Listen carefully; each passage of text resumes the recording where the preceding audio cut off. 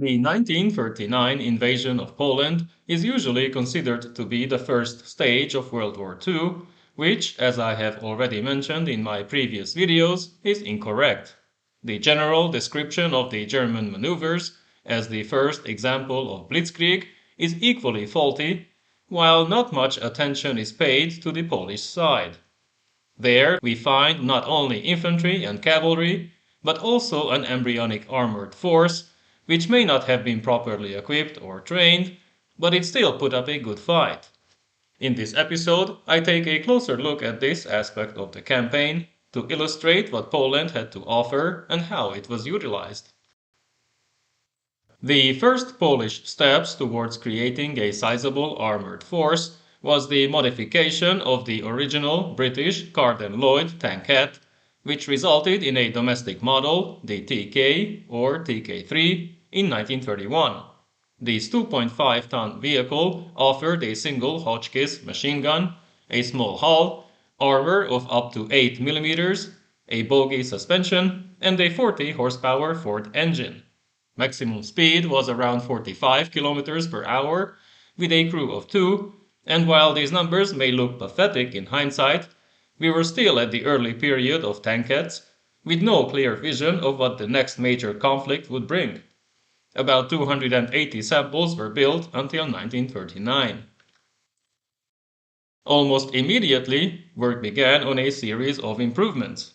The TKF model received a 46 horsepower Polski Fiat engine and new suspension, but only 18 were delivered before the TKS model was finalized in 1933. This later version also received a new hull, and around 260 vehicles were built in total. Apart from a few other prototypes, one last modification is worth mentioning, as this included a 20 mm autocannon for much better firepower, but it was completed only in 1939, and a mere 24 TKS tankettes received the upgrade before the German invasion. Obviously, they had a better chance against early German panzers, but nobody expected great results from these outdated tankettes.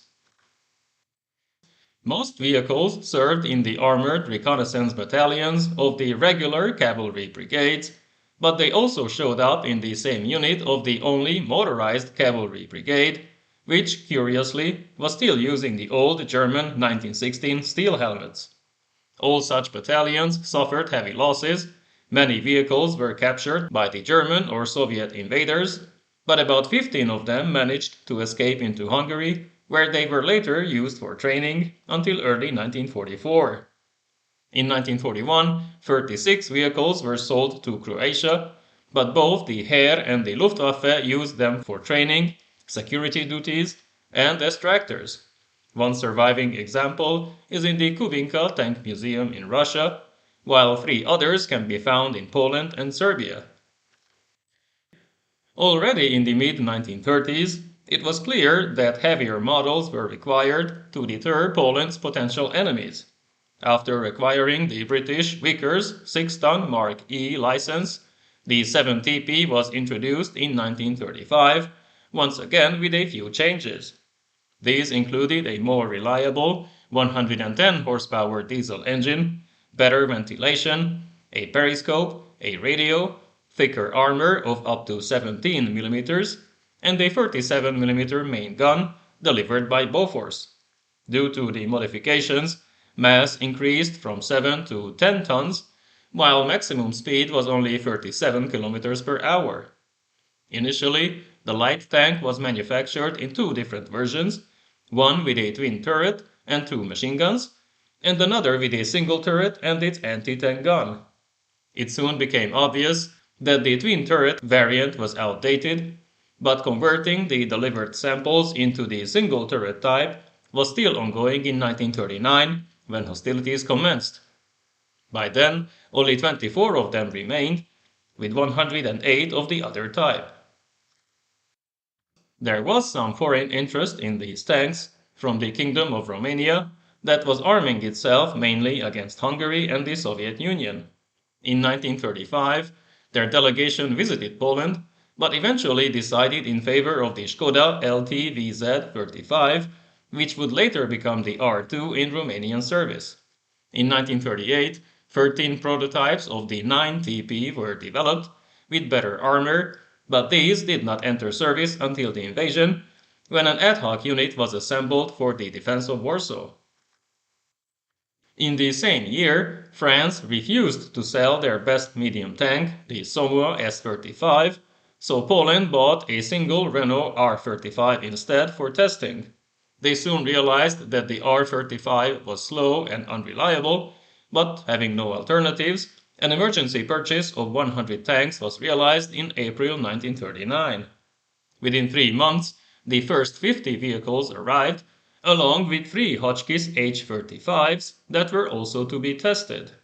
These two models would also see combat during the invasion, with not much success. At the outbreak of the war, Poland had 2 light tank battalions, each with 49 single-turret tanks, and the newly formed Warsaw Armored Motorized Brigade. 1st Light Tank Battalion was subordinated to the northern group of the Prusy Army, which was to be a strategic reserve force with full mobilization to be reached by the 14th of September. This was way too slow to stop the German advance towards Warsaw, but at least the tanks were able to cover the retreat of other units and delay the enemy for a few days. Remnants of the battalion crossed the Vistula by the 13th of September to join the newly created Lublin Army. 2nd Light Tank Battalion was part of the Lodz Army, also covering the western approaches towards Warsaw. It participated in several battles, leading a failed counterattack as well, but just in a few days it lost half of its strength and had to be withdrawn to Warsaw to cover the formation of a new infantry division. On the 15th of September, it fought another long battle at Vlodava, losing several tanks to Luftwaffe air attacks and blowing up the rest after running out of fuel. The unit lost all its tanks, but the crews managed to cross into Romania after the Soviet Union joined the invasion. The Warsaw Armored Motorized Brigade had 13 TKS tankettes and 17 Vickers E light tanks, along with a few R-35s. It was ordered to the Vistula, then joined the newly formed Lublin Army to cover the retreat of other Polish units. On the 10th of September, it pushed back German 4th and 14th Infantry Divisions, but a full retreat towards Lvov was ordered, and by the 15th of September, the unit reached Tomaszów-Lubelski. Together with the remnants of 1st Light Tank Battalion, they attempted to take the town, but the Germans successfully defended their positions and surrounded them. By the 19th of September, surrender became the only option, but hundreds of soldiers managed to escape and reach Hungary, from where they eventually departed to Britain to form the new Polish 1st Armored Division. The other 22 light tanks were used to form 2 armored companies and assist in the defense of the capital. Tactical counterattacks were performed, German movements were delayed or prevented, but losses to anti-tank fire and aerial bombardment were heavy. On the 27th of September, when Warsaw fell, all remaining tanks were destroyed by their crews. Combat experience showed that the 37mm Bofors anti-tank gun of the single-turret version of the 70P could penetrate the armor of any existing German panzer, but the tank itself was too lightly armored and remained very vulnerable. Out of the 50 French-made R-35 tanks, 3 or 4 participated in the defense of Warsaw, but the rest were used to form the new 21st Light Tank Battalion as a general reserve. Its main task was to defend the Romanian bridgehead, where other units would also retreat. The Soviet invasion prevented the successful withdrawal of many divisions, so eventually 34 tanks crossed the border into Romania, while 6 others were attached to the 10th Motorized Cavalry Brigade to advance towards Kolomia. Only 3 of them reached the Hungarian border and escaped, to be used later on by the Hungarian army for training.